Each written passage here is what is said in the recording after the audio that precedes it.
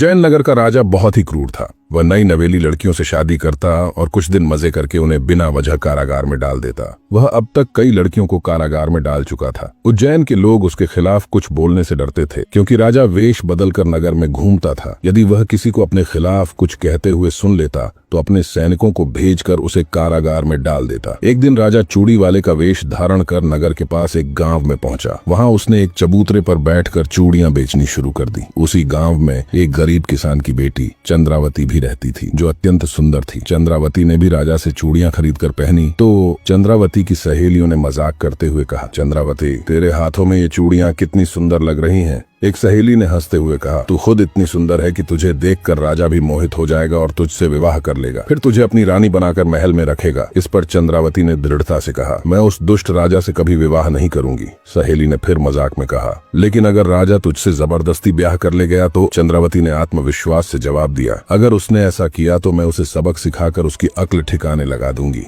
ये कहकर चंद्रावती अपनी सहेलियों के साथ हंसते बोलते हुए घर लौट गई। राजा ने चंद्रावती की सारी बातें सुन ली थीं और मन ही मन सोचने लगा, मैं इस लड़की से अवश्य विवाह करूंगा, फिर देखूंगा कि यह मुझे क्या सबक सिखाती है। इसके बाद इसे भी किसी बहाने कारागार में डाल दूंगा। अगले दिन राजा ने सैनिकों को चंद्रावती को पकड़ कर लाने का आदेश दिया। चंद्रावती के माता पिता को भी गांव से बुलाया गया। राजा ने चंद्रावती से विवाह किया। विवाह के बाद जब चंद्रावती अपने माता पिता के पैर छूने के लिए झुकी तो उसने कहा, मेरी चिंता मत करना, मुझे मेरे भाग्य पर छोड़ दो। यह सुनकर चंद्रावती के माता पिता रोते बिलखते गाँव लौट गए। कुछ दिन ऐसे ही बीत गए। चंद्रावती रानी तो बन गई थी, लेकिन उसका दिल हर समय बेचैन रहता था। उधर राजा लगातार उसे कारागार में डालने का बहाना खोज रहा था, लेकिन उसे कोई उचित मौका नहीं मिल रहा था। एक शाम जब राजा दरबार से महल लौटा तो चंद्रावती ने कहा, महाराज, मैं दासी को बुलवाकर जल मंगवा लेती हूँ। राजा ने तुरंत कहा, नहीं, आज तुम खुद हमारे लिए जल लाओगी। चंद्रावती ने विनम्रता से उत्तर दिया, ठीक है महाराज, आप आराम कीजिए, मैं जल लेकर आती हूँ। जल लाने जाते हुए चंद्रावती मन में सोचने लगी,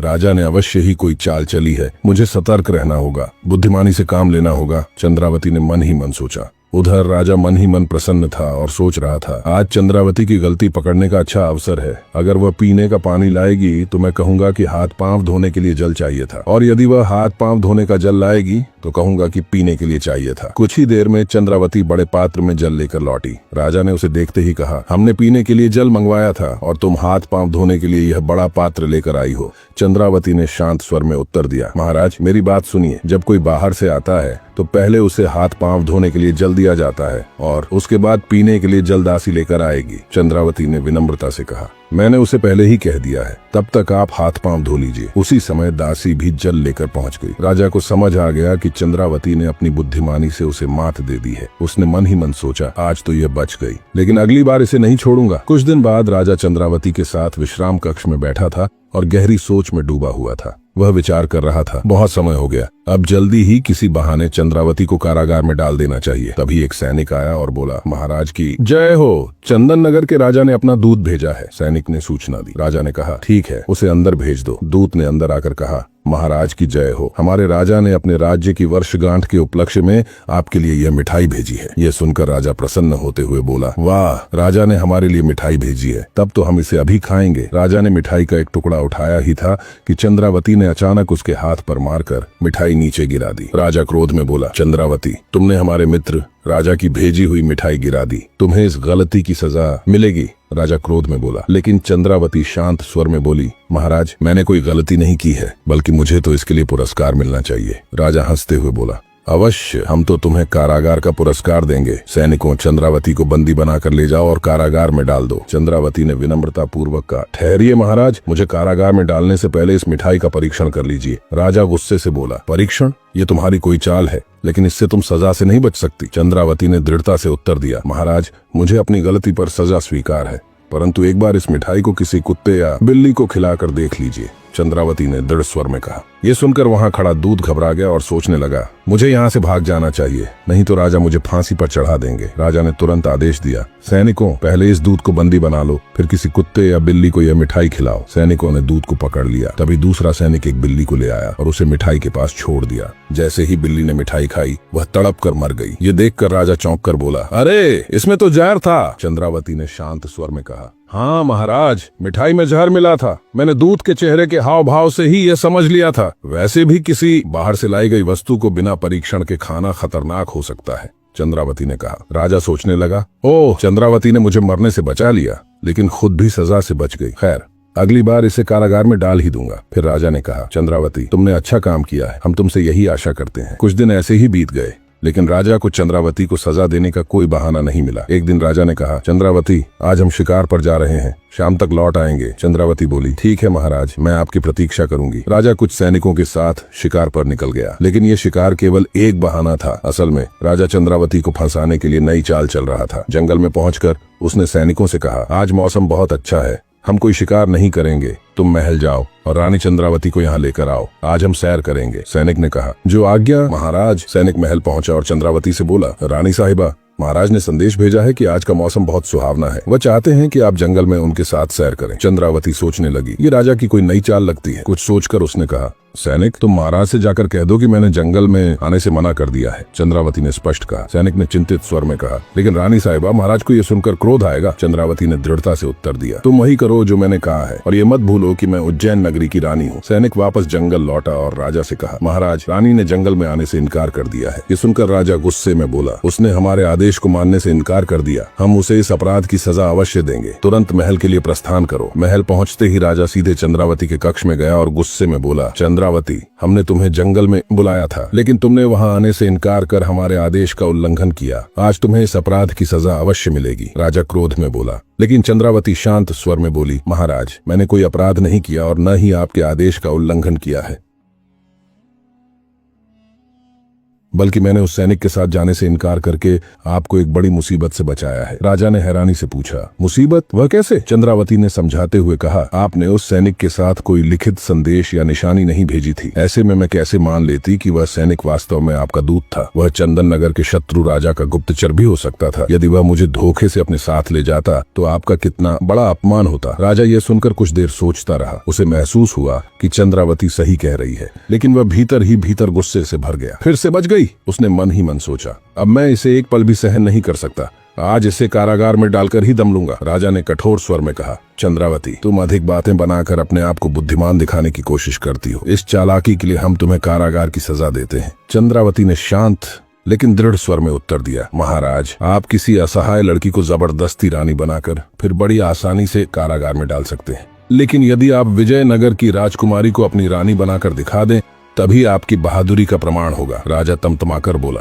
हमें क्रोध मत दिलाओ, हम किसी से भी विवाह कर सकते हैं। चंद्रावती मुस्कुराई और बोली, ठीक है महाराज, यदि आप विजयनगर की राजकुमारी को रानी बनाकर नहीं ला सके तो आपको किसी भी लड़की को कारागार में डालने का अधिकार नहीं होगा। राजा ने गर्व से कहा, ठीक है, हम कल ही विजयनगर के लिए प्रस्थान करेंगे, लेकिन याद रखना, राजकुमारी को साथ लेकर लौटते ही तुम्हें कारागार में डाल देंगे। अगले दिन राजा घोड़े पर सवार होकर विजयनगर की ओर निकल पड़ा। कई दिन की यात्रा के बाद आखिरकार वह विजयनगर पहुंच गया। वहां पहुंचकर उसने सोचा, यह नगरी तो अत्यंत सुंदर है, यहाँ की राजकुमारी भी अवश्य ही बहुत सुंदर होगी। विजयनगर की राजकुमारी चंद्रा ने पहले से ही घोषणा करवा रखी थी, जो कोई भी इस कुएं से जल निकालकर पूरे नगर वासियों को जल पिलाएगा, मैं उसी से विवाह करूंगी। ये घोषणा सुनकर राजा सोचने लगा, अरे, फिर तो राजकुमारी से विवाह करना बेहद आसान है, ये काम तो मैं बड़ी आसानी से कर लूंगा। वह तेजी से अपना घोड़ा दौड़ाता हुआ महल के दरवाजे पर पहुंचा। सैनिकों ने तुरंत राजकुमारी को सूचित किया, राजकुमारी जी, उज्जैन नगर के राजा यहाँ आए हैं और आपकी शर्त पूरी करना चाहते हैं। राजकुमारी ने राजा से कहा, राजा जी, एक बार फिर सोच लीजिए, यदि आप शर्त पूरी नहीं कर सके तो आपको बंदी बना लिया जाएगा। पहले भी कई राजा और राजकुमार यहाँ बंदी बनाए जा चुके हैं। राजा ने आत्मविश्वास से कहा, मैं आपकी शर्त अवश्य पूरी करूंगा, आप विवाह के लिए तैयार रहें। राजकुमारी ने सैनिकों को आदेश दिया, इनके लिए अतिथि गृह का प्रबंध करो, यह कल सुबह से जल पिलाने का कार्य शुरू करेंगे। अगले दिन सुबह राजा ने कुएं से जल निकालकर नगरवासियों को पिलाना शुरू किया। सुबह से दोपहर हो गई, फिर शाम, लेकिन नगरवासियों की भीड़ कम होने का नाम नहीं ले रही थी। राजा बुरी तरह थक चुका था। वह सोचने लगा, अब तो खड़ा होना भी मुश्किल हो रहा है और भीड़ है कि खत्म होने का नाम ही नहीं ले रही। थकान से चूर राजा जब कुएं से पानी निकालने के लिए उठा तो उसके कदम लड़खड़ा गए और वह कुएं की मुंडेर पर गिर पड़ा। ये देखकर नगरवासी चिल्लाए, देखो, राजा गिर पड़ा, कोई इन्हें उठाओ। लेकिन वहीं खड़े सैनिकों ने कड़कते हुए कहा, ठहरो, राजा को कोई हाथ नहीं लगाएगा, हम इन्हें बंदी बनाकर राजकुमारी के पास ले जाएंगे। राजा सोचने लगा, हे भगवान, मैं यहाँ क्या सोच कर आया था और क्या हो गया। सैनिक राजा को पकड़कर राजकुमारी चंद्रा के पास ले गए। राजकुमारी ने गंभीर स्वर में कहा, राजा, आप मेरी शर्त पूरी करने में असफल रहे, अब आपको कारागार में रहना होगा। राजा को कारागार में डाल दिया गया। कुछ दिनों तक राजा वापस नहीं लौटा तो चंद्रावती को चिंता होने लगी। उसने कुछ गुप्तचरों को राजा की खोज में भेजा और कहा, मुझे महाराज का पता लगाना है, इस काम के लिए तुम्हें उचित इनाम मिलेगा। कुछ दिनों बाद गुप्तचर लौटकर आए और बोले, रानी जी, महाराज विजयनगर में बंदी बनाए गए